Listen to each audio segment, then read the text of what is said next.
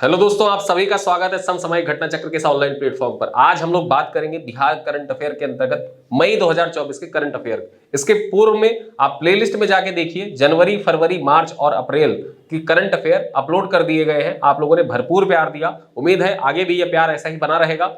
Video को अपने दोस्तों के साथ साझा करिएगा। वीडियो पसंद आए तो लाइक जरूर करिएगा। आपका लाइक और आपके कमेंट ही हमारा मोटिवेशन होता है, उसी के आधार पर हम लोग आगे कार्य करते रहेंगे। तो मई 2024 का जो बिहार करंट अफेयर है उसमें आज हम लोग यहाँ पे अपने इस वीडियो में चर्चा करेंगे। जो भी महत्वपूर्ण पॉइंट है उन पॉइंट्स को यहाँ पे संकलित किया गया। इस वीडियो को ध्यान से देखिएगा। अगर आपको लगे तो आप कुछ जो महत्वपूर्ण पॉइंट आपको लगे उसको आप कॉपी पे नोट भी कर सकते हैं क्विक रिवीजन के लिए। साथ ही साथ ये वीडियो बहुत एवरेज 30 मिनट के होते हैं, तो आप क्विक रिवीजन डबल स्पीड करके रिवाइज कर सकते हैं बाद में। ठीक है, चलिए बात करते हैं मई 2024 के जो करंट अफेयर है उन पे। तो बिहार में हिंदी भाषा में मेडिकल की पढ़ाई हो, इसके लिए 3 सदस्यीय टीम गठित की गई है। इसमें डॉक्टर मिथिलेश प्रताप, राजेश कुमार और डॉक्टर देवेंद्र प्रसाद को शामिल किया गया है। किसे किसे शामिल किया गया है, तो सबसे पहले तो यही जान लीजिए, बिहार में जो मेडिकल की पढ़ाई होगी ना, उसके लिए कितने सदस्यीय कमेटी का गठन किया गया है। तो बिहार में मेडिकल की पढ़ाई के लिए 3 सदस्यीय टीम का गठन किया गया है। इसमें कौन कौन शामिल होंगे, तो डॉक्टर मिथिलेश प्रताप शामिल होंगे, डॉक्टर राजेश कुमार शामिल होंगे और डॉक्टर देवेंद्र प्रसाद शामिल होंगे। ये तीनों नाम आपकी परीक्षा के दृष्टिकोण से इंपॉर्टेंट इसलिए है कि पूछ सकता है कि बिहार में मेडिकल की पढ़ाई के लिए गठित समिति में निम्नलिखित में से कौन से सदस्य शामिल नहीं है। ठीक है, तो ये नाम याद रखना, मिथिलेश, राजेश और देवेंद्र प्रसाद, ये तीनों नाम महत्वपूर्ण है आपके परीक्षा के दृष्टिकोण से।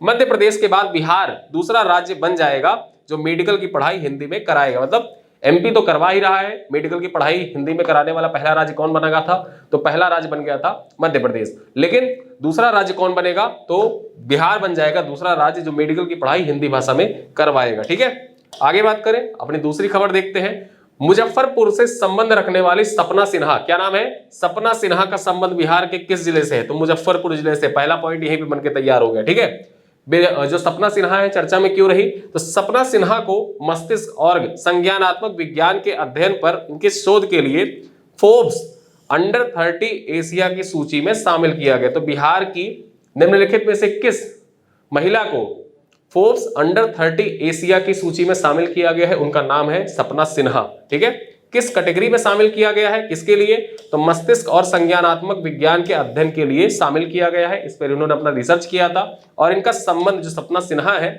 इनका संबंध बिहार के किस जिले से है, तो इनका संबंध बिहार के मुजफ्फरपुर जिले से है। यह आप देख सकते हैं, यह है सपना सिन्हा। ठीक है, तो यह परीक्षा के दृष्टिकोण से प्रमुख पर्सनालिटीज में इनका नाम महत्वपूर्ण हो जाता है। आगे देखें, खोकनाहा गांव के बारे में जान लेते हैं, क्यों चर्चा में रहा। सबसे पहले तो ये जान लो खोकनाहा गांव कहां पे है, तो ये सुपौल में है। ठीक है, सुपौल में है खोकनाहा गांव। खोकनाहा गांव के निवासियों द्वारा कोसी नदी के कारण जनित दुखों को कम करने के लिए सरकारी पहल की कमी के कारण सभी राजनीतिक दलों के खिलाफ आक्रोश में वर्ष 2019 के लोकसभा चुनाव, वर्ष 2020 के विधानसभा चुनाव और अब 2024 का जो लोकसभा चुनाव हुआ उसका बहिष्कार किया गया। ठीक है, तो ये जो खोकनाहा गांव है सुपौल का, ये विधानसभा चुनाव के आसपास और लोकसभा चुनाव के आसपास बहुत चर्चा में आ जाता है, क्योंकि यहाँ के जो निवासी हैं, इस गांव के निवासियों द्वारा पूर्ण रूप से बहिष्कार कर दिया जाता है कि हम वोटिंग नहीं करेंगे। इस वजह से ये गांव चर्चा में आ जाता है और इस बार फिर से ये चर्चा में आ गया है। इस वजह से आपकी परीक्षा के दृष्टिकोण से ये पॉइंट महत्वपूर्ण है। आगे देखें, बांका में सौर ऊर्जा संयंत्र, इसके बारे में जान लेते हैं। जो बांका जिला है वहां पर सौर ऊर्जा संयंत्र, इससे संबंधित जो महत्वपूर्ण तथ्य उन पर चर्चा कर लेते हैं। तो बिहार के बांका में राज्य के सबसे बड़े सौर ऊर्जा संयंत्र का परिचालन शुरू किया गया। राज्य का सबसे बड़ा सौर ऊर्जा संयंत्र कहां पे स्थापित है, तो बिहार के बांका में स्थापित है। सबसे पहला पॉइंट आपसे परीक्षा में पूछे, बिहार राज्य का सबसे बड़ा सौर संयंत्र कहां स्थापित है, बांका जिले में स्थापित है। इसका परिचालन शुरू कर दिया गया। ठीक है, बिहार ने बांका जिले में 50 मेगावाट का एक नया सौर ऊर्जा संयंत्र चालू किया है, जिससे इसकी कुल सौर क्षमता कितनी हो गई है, 181 मेगावाट तक बढ़ गई है। ठीक है, वर्तमान में अगर जो इसकी कुल उत्पादन क्षमता देखें तो 181.1 मेगावाट जो ये सौर ऊर्जा संयंत्र है इसकी कुल क्षमता है। ठीक है, तो बिहार में 2 पॉइंट आपको पता चल गए कि सबसे बड़ा, जो बिहार का सबसे बड़ा सौर ऊर्जा संयंत्र वो कहां पे है, बांका में है। ठीक है, इसकी क्षमता कितनी है, तो 181.1 मेगावाट इसकी कुल उत्पादन क्षमता है। आगे बात करें, बिहार संग्रहालय की द पॉकेट म्यूजियम पहल, बिहार संग्रहालय के द्वारा कौन सा पहल स्टार्ट किया गया, द पॉकेट म्यूजियम पहल। एग्जाम में ऐसे ही पूछ ले।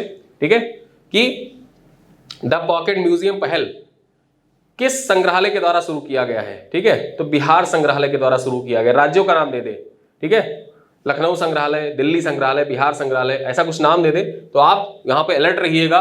द पॉकेट म्यूजियम किसके द्वारा स्टार्ट किया गया? तो बिहार संग्रहालय ने शुरू किया है। बिहार संग्रहालय ने द पॉकेट म्यूजियम पहल शुरू करने के लिए international foundation for art research के साथ साझेदारी की। महत्वपूर्ण हो जाता है। सबसे पहले तो ये जान लो, द पॉकेट म्यूजियम पहल किसके द्वारा शुरू किया गया है? बिहार संग्रहालय के द्वारा शुरू किया है। इसके लिए जो बिहार संग्रहालय उसने किसके साथ साझेदारी करी है?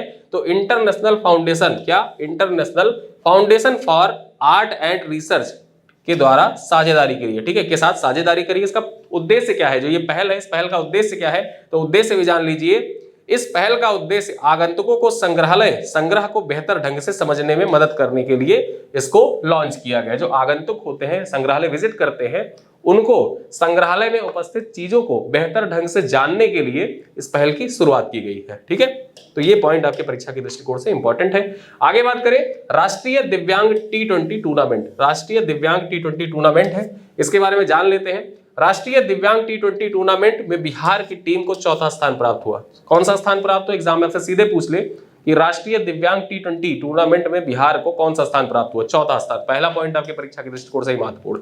आयोजक कौन? ठीक है, आयोजक, इसका आयोजन किसके द्वारा किया गया था? जो राष्ट्रीय दिव्यांग T20 टूर्नामेंट है, इसका आयोजन, तो टूर्नामेंट का आयोजन भारतीय दिव्यांग क्रिकेट कंट्रोल बोर्ड, ठीक है, भारतीय दिव्यांग क्रिकेट कंट्रोल बोर्ड और महाराष्ट्र दिव्यांग क्रिकेट एसोसिएशन के द्वारा किया गया था। किसके द्वारा? महाराष्ट्र क्रिकेट एसोसिएशन, साथ ही साथ जो राष्ट्रीय दिव्यांग क्रिकेट बोर्ड है उसके द्वारा इसका आयोजन किया गया था, ठीक है।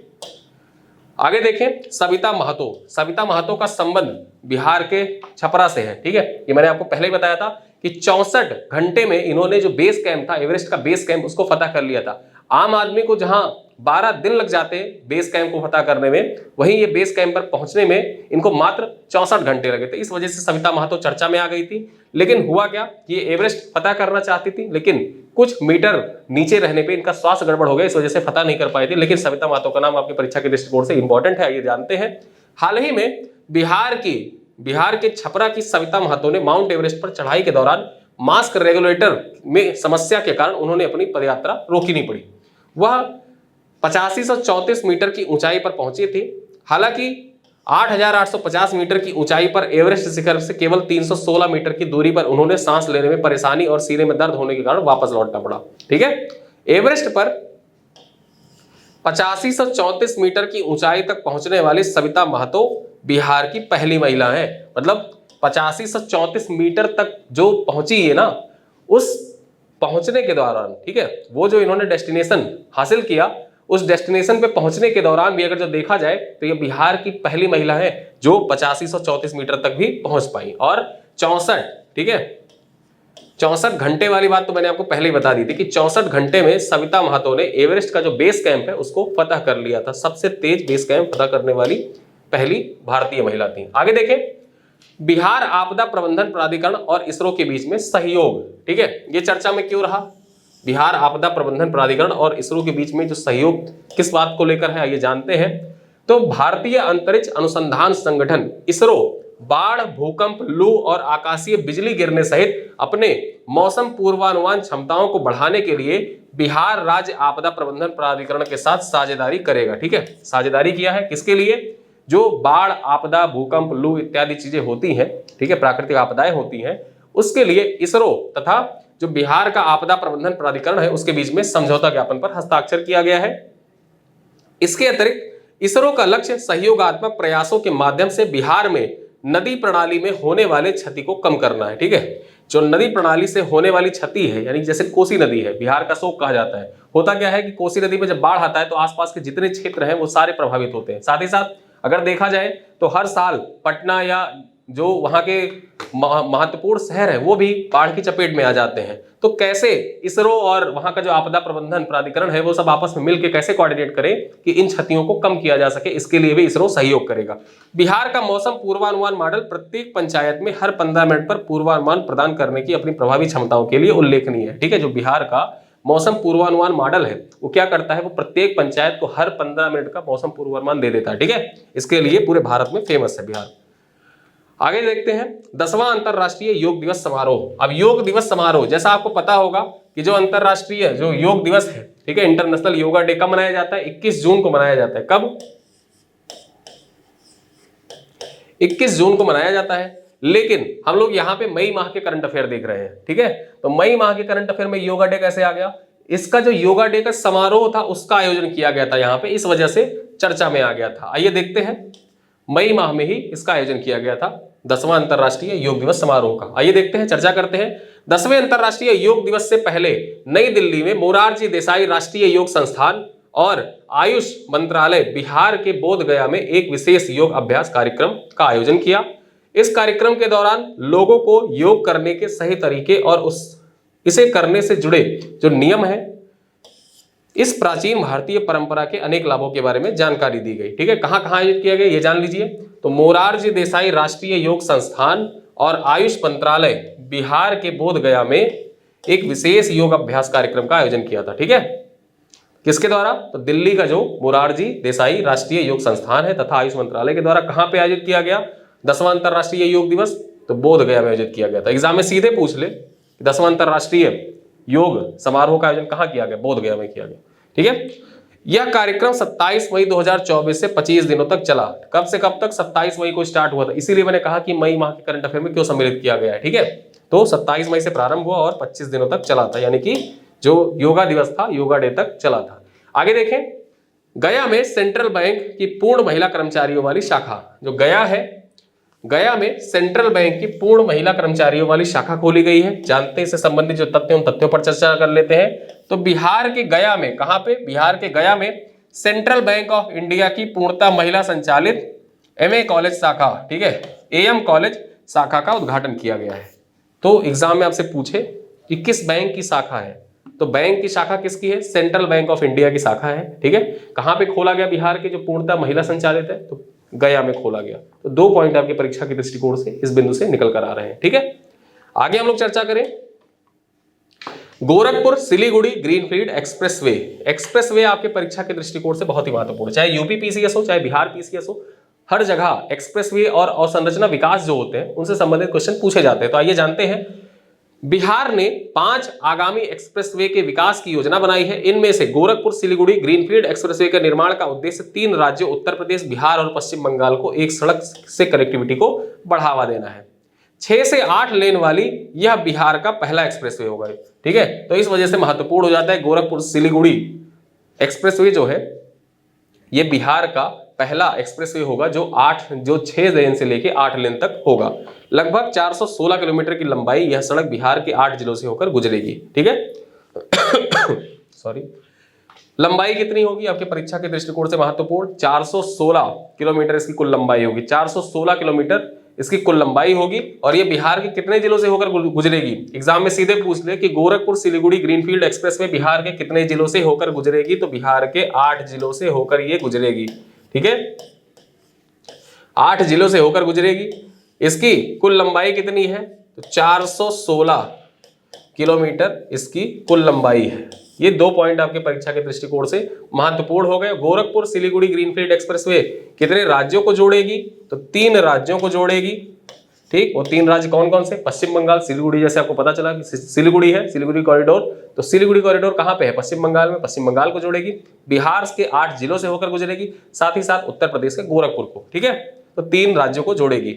इन जिलों में कौन कौन से जिले, जो 8 जिले हैं वो जिले कौन कौन से हैं उनको जान लेते हैं। पश्चिमी चंपारण, पूर्वी चंपारण, शिवहर, सीतामढ़ी, मधुबनी, सुपौल, अररिया और किशनगंज सम्मिलित है। यानी कि जो बॉर्डर वाले जिले हैं ना, नेपाल से सटे हुए जो जिले हैं, उन 8 जिलों से होकर गुजरेगी कौन सी expressway? Gorakhpur Siliguri greenfield expressway. तो बिहार के 8 जिलों से होकर गुजरेगी। एग्जाम में आपसे पूछ सकता है कि निम्नलिखित में से किस जिले से होकर नहीं गुजरेगी, क्योंकि इससे पूर्व अगर जो आप देखें तो यूपी पीसीएस 2018 के एग्जाम में ऐसे ही क्वेश्चन पूछा जा चुका है, जो पूर्वांचल एक्सप्रेसवे था उससे संबंधित। ठीक है, तो यहाँ पे देख लीजिएगा किन किन जिलों से गुजरेगी। पश्चिमी चंपारण, पूर्वी चंपारण, शिवहर, सीतामढ़ी, मधुबनी, सुपौल, अररिया और किशनगंज से होकर गुजरेगी। आगे बात करें, बक्सर वाराणसी के बीच बनेगा नया हाईवे। ठीक है, ये भी चर्चा में रहा। अवसंरचना से संबंधित क्वेश्चन जो भी होते हैं, मैंने आपको पहले बताया, वो चर्चा में रहते ही हैं और उनसे संबंधित क्वेश्चन परीक्षा में पूछे जाते हैं। उत्तर प्रदेश से बेहतर कनेक्टिविटी के लिए नया बक्सर वाराणसी हाईवे बनाया जाएगा। ठीक है, नया बक्सर हाईवे वाराणसी हाईवे बनाया जाएगा।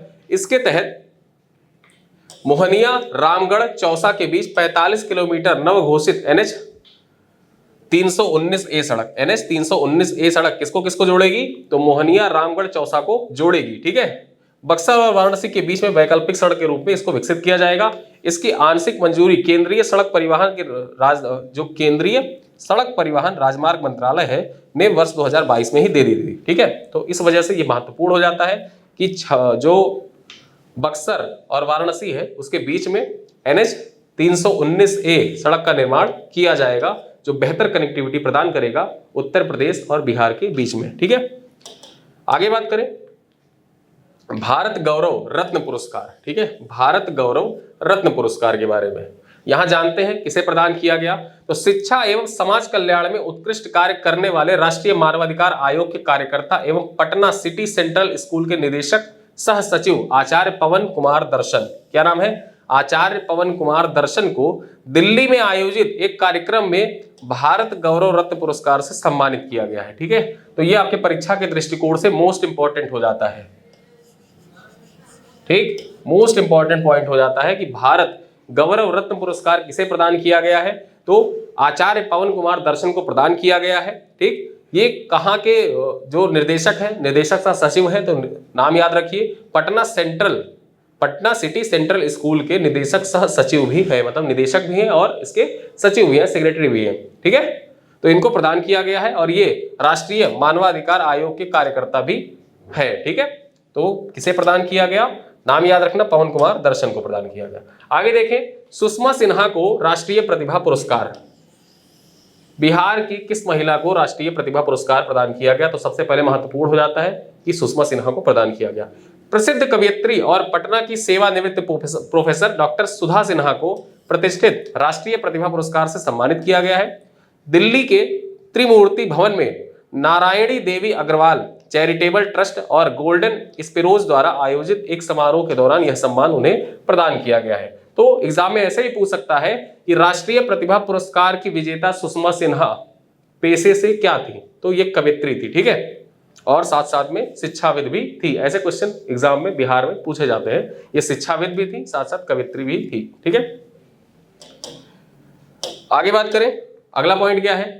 एशिया यूनिवर्सिटी रैंकिंग में IIT पटना का स्थान जान लेते हैं। कौन सा स्थान प्राप्त हुआ IIT पटना को? जो एशिया यूनिवर्सिटी रैंकिंग है उसमें। तो इससे संबंधित जो तथ्य उनको जानते हैं। IIT पटना में नवीनतम Times Higher Education Asia University ranking में अपनी रैंकिंग में उल्लेखनीय सुधार किया है और अब यह 200 से 250 की श्रेणी में, ठीक, 200 की 250 की श्रेणी से निकल के कहां पहुंच गया है? 163वें स्थान पर पहुंच गया है। तो जो एशिया यूनिवर्सिटी रैंकिंग है उसमें अगर हम बात करें तो IIT पटना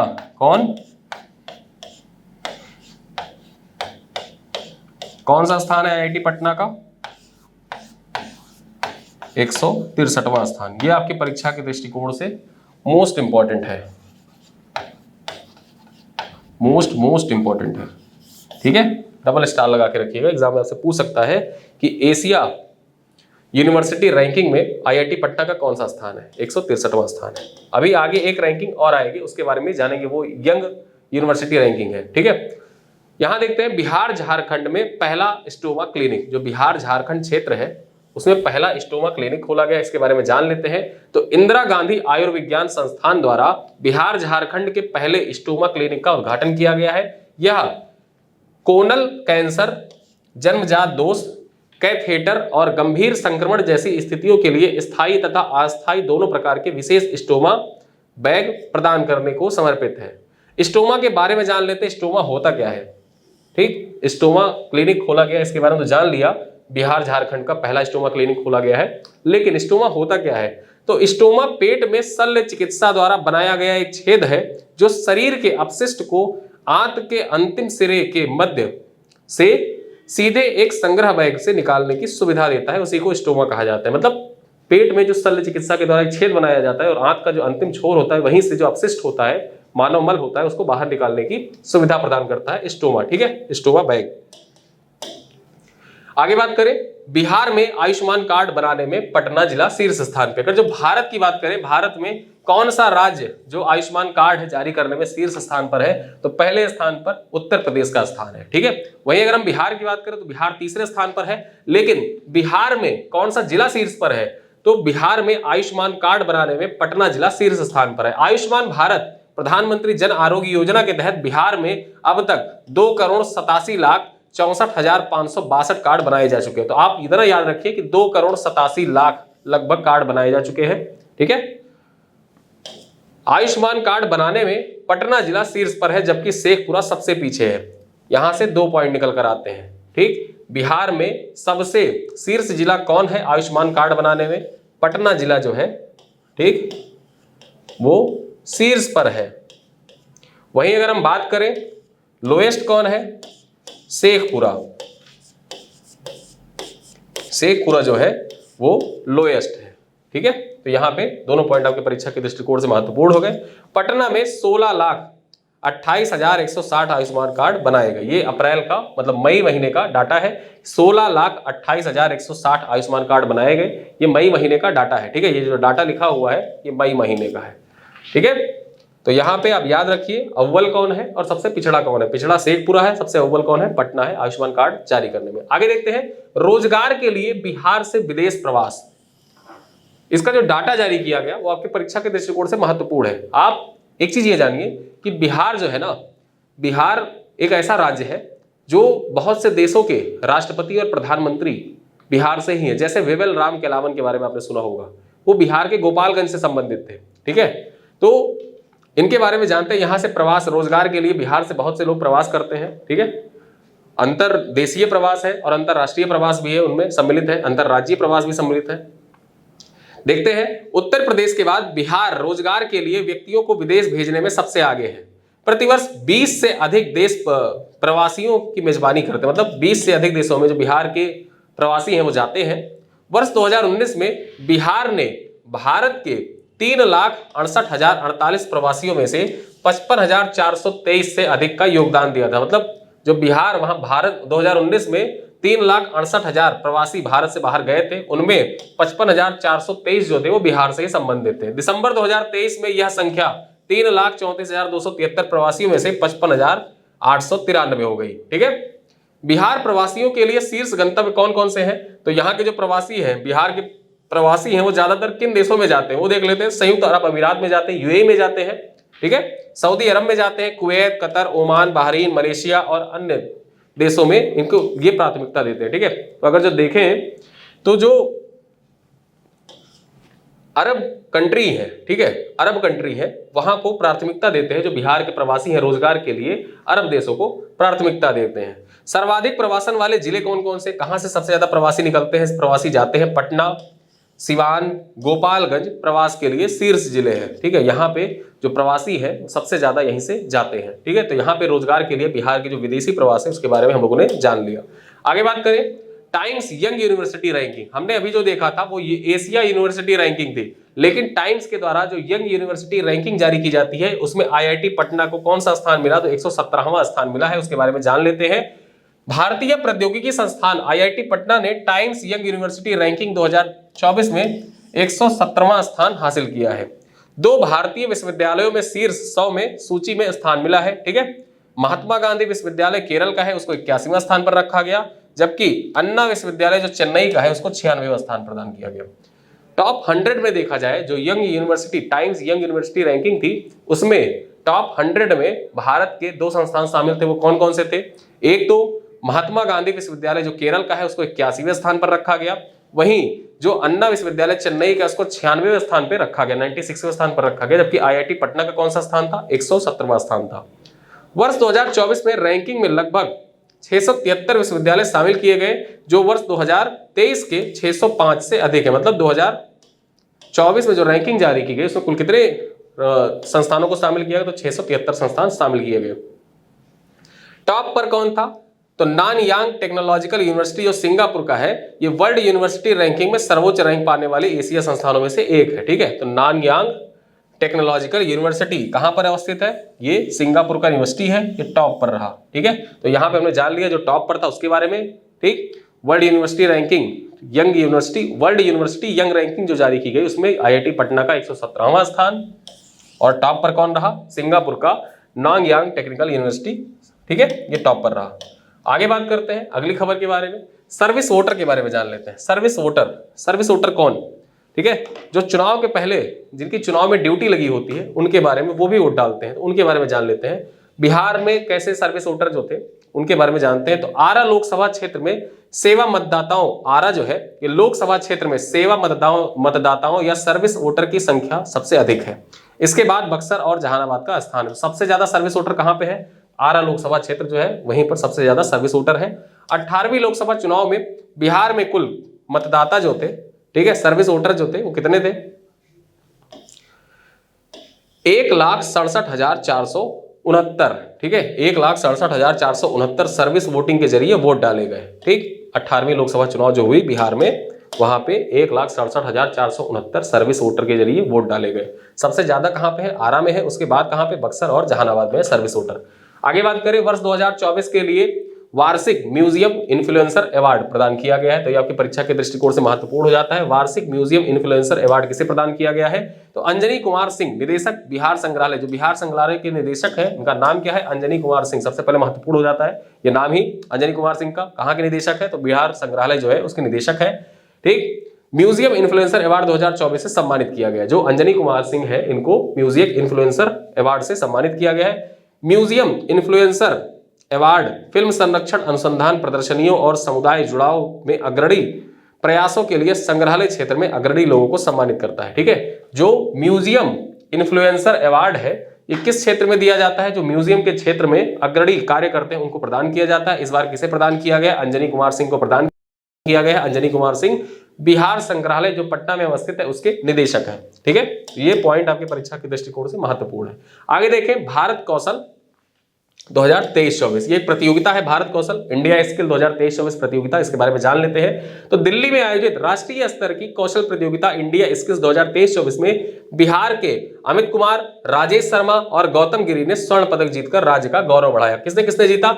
एग्जाम में सीधे पूछ सकता है कि निम्नलिखित में से किसने इंडिया स्किल्स 2023-24 में बिहार की ओर से पदक नहीं जीता? तो 3 लोगों ने जीता। कौन कौन 3 नाम है? याद रखना, अमित कुमार पहला नाम है, दूसरा नाम है राजेश शर्मा और तीसरा नाम है गौतम गिरी। इन 3 लोगों ने स्वर्ण पदक जीतकर राज्य का गौरव बढ़ाया। अब ये तीनों लोग, उसके बाद क्या हुआ कि तीनों विजेताओं ने बाद में लियोन में विश्व कौशल कार्यक्रम में बिहार का प्रतिनिधित्व किया। जो विश्व कौशल कार्यक्रम है इसका आयोजन कहां पे किया गया? लियोन फ्रांस में किया गया। ठीक है, लियोन फ्रांस में विश्व कौशल प्रतियोगिता यानी कि वर्ल्ड स्किल जो कंपटीशन था उसका आयोजन किया गया था। उसमें इन तीनों लोगों ने बिहार का प्रतिनिधित्व किया था। आगे देखें, बिहार से कुल कितने प्रतिभागी सम्मिलित हुए? जो ये भारत कौशल 2023-24 था इसमें बिहार से टोटल 39 लोग सम्मिलित हुए थे। बिहार द्वारा जीते गए कुल पदक कौन कौन से थे? तो 7 पदक बिहार ने कुल जीते थे, जिनमें 3 स्वर्ण पदक, 1 रजत पदक और 3 कांस्य पदक शामिल था। ठीक है, तो यहाँ पे जो इंडिया स्किल 2023-24 था इसमें बिहार के द्वारा कुल कितने पदक जीते गए? 7 पदक जीते गए थे।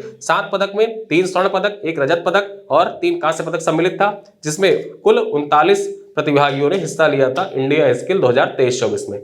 आगे बात करें, राज्य में डेयरी उद्योग के बारे में जान लेते हैं। राज्य में डेयरी उद्योग, बिहार राज्य के डेयरी उद्योग के बारे में जान लेते हैं। यहाँ पे हम जानेंगे प्रति व्यक्ति दुग्ध उपलब्धता कितनी है दूध की। ठीक है, उसके बारे में जानेंगे। तो बिहार सरकार की ओर से डेयरी उद्योग को मजबूत करने के लिए 27.65 अरब का अनुदान दिया जाएगा। इस धनराशि का उपयोग नए डेयरी फार्मा और दूध संग्रह केंद्रों, पशु पोषण, दूध विपणन तथा दूध प्रसंस्करण इकाइयों खोलने में किया जाएगा। बिहार में दूध का उत्पादन देख लेते हैं। तो राष्ट्रीय रैंकिंग में अगर जो बात करें राष्ट्रीय रैंकिंग की, तो भारत में दूध उत्पादन में बिहार का कौन सा स्थान है? भारत में अगर जो बात करें राष्ट्रीय स्तर पर, तो बिहार का पूरे भारत में दुग्ध उत्पादन में 9वां स्थान है। ठीक है, प्रति व्यक्ति दूध उपलब्धता कितनी है बिहार में? तो प्रति व्यक्ति दूध उपलब्धता जो है 274 ग्राम है। वर्ष 2023-24 के अनुसार बिहार में प्रति व्यक्ति दूध उपलब्धता मतलब हर व्यक्ति कितने ग्राम दूध हासिल कर सकता है बिहार में? ठीक है, 274 ग्राम पर डे प्रति व्यक्ति दुग्ध उपलब्धता है। ठीक है, और हम बात करें राष्ट्रीय औसत की बात करें तो 2023-24 के अनुसार राष्ट्रीय स्तर पर कितना? 459 ग्राम। ठीक है, तो यहाँ पे पता चलता है कि राष्ट्रीय स्तर पर दुग्ध की उपलब्धता ज्यादा है, जबकि बिहार के स्तर पर दुग्ध की उपलब्धता कम है। दुग्ध की उपलब्धता बिहार स्तर पर 274, राष्ट्रीय स्तर पर 459। ठीक है, अब आइए, हमने बात कर लिया मई माह के जो महत्वपूर्ण तथ्य थे उन तथ्यों पर चर्चा कर ली, और अब कुछ क्वेश्चन है, 3-4 क्वेश्चन है, इनके उत्तर आप कमेंट बॉक्स में जरूर दीजिएगा। पहला क्वेश्चन क्या है? सपना सिन्हा को मस्तिष्क और संज्ञानात्मक विज्ञान के अध्ययन पर अपने शोध के लिए फोर्ब्स अंडर 13 एशिया की सूची में शामिल किया गया है। उनका संबंध बिहार के किस जिले से है? ठीक है, तो आपको बताना है जो सपना सिन्हा है इनका संबंध बिहार के किस जिले से है? सपना सिन्हा का अररिया, कटिहार, मुजफ्फरपुर या भागलपुर। अगला क्वेश्चन है, भारतीय प्रौद्योगिकी संस्थान पटना ने टाइम्स यंग यूनिवर्सिटी रैंकिंग 2024 में कौन सा रैंक हासिल किया है? 120वां, 117वां, 127वां, 126वां। आगे बात करें, बिहार में आयुष्मान कार्ड बनाने में कौन सा जिला शीर्ष स्थान पर है? मतलब बिहार में आयुष्मान कार्ड जो जारी किए जाते हैं उनको जारी करने में कौन सा जिला जो है वो शीर्ष स्थान पर है? ऑप्शन है सिवान, मधुबनी, पटना या मुजफ्फरपुर। ठीक है, तो इन प्रश्नों के उत्तर आप कमेंट बॉक्स में दीजिएगा। आपका प्यार जो है ऐसा ही बना रहे। वीडियो को ज्यादा से ज्यादा अपने दोस्तों के साथ शेयर करिएगा, उनको बताइएगा कि घटना चक्र के द्वारा संचालित किया जा रहा है जो बिहार करंट अफेयर है वो सीरीज स्टार्ट की गई है और ज्ञान जो है ना वो बांटने से बढ़ता है। तो आप वीडियो को शेयर जरूर करिएगा अपने दोस्तों के साथ, वीडियो को लाइक करिएगा। मिलते हैं कल अपने अगले वीडियो में। ठीक है, तब तक के लिए बहुत बहुत धन्यवाद, बहुत बहुत धन्यवाद, शुक्रिया।